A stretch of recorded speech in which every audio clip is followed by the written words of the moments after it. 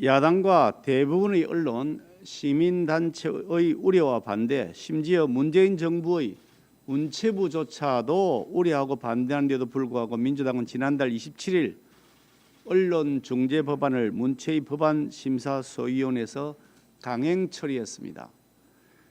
야당 소속 소위위원이 코로나 확진자 접촉으로 자가격리 중인 상황임에도 불구하고 민주당은 소위 회의를 일방적으로 강행하고 또한 법안 심사 과정을 공개하자는 야당의 요청을 묵살한 채 폐쇄된 밀실에서 마치 군사작전하듯 법안 처리를 했습니다.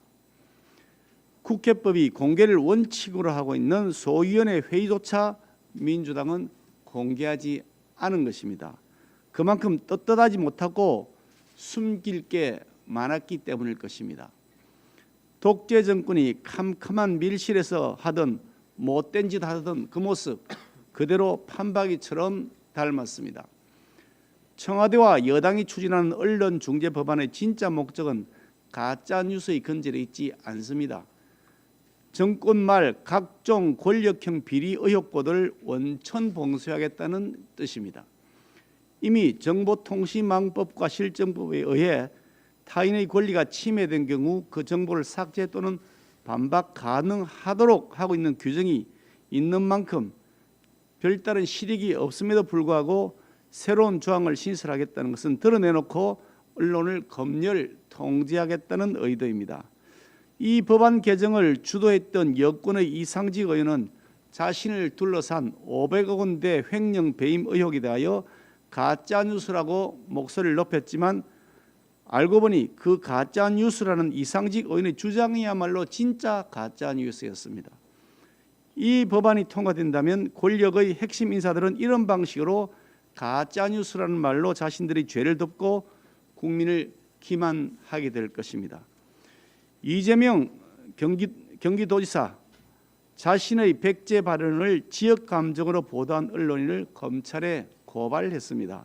인터뷰 내용을 악의적으로 왜곡했다는 이유입니다만 민주당의 다른 경선 주자들은 이 지사의 언론인 고발에 대해 언론에 재갈 물리려는 것 아니냐, 언론의 화풀이로 답할 때가 아니다라는 등의 비판을 했습니다. 백제 발언이 객관적 사실임에도 불구하고 왜곡이라는 주관적 판단을 앞세워서 언론인을 법의 심판대에 세울 수 있다는 사례를 이미 민주당이 보여주고 있습니다.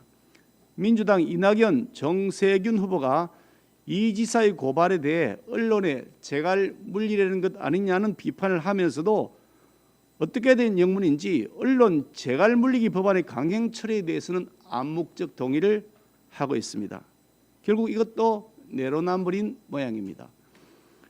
민주당이 자신의 필요에 따라서 선택적 침묵과 선택적 공격을 습관적으로 일삼는 DNA를 바꾸지 않으면 꼰대, 수구, 기득권, 꼰수기의 구태에 영구히 머물게 될 것임을 경고합니다. 민주당 대선 주자들은 더 이상 비겁하게 침묵하지 마시고 언론중재법안 개혁 시도를 저지하는 데 적극 동참해야 할 것입니다.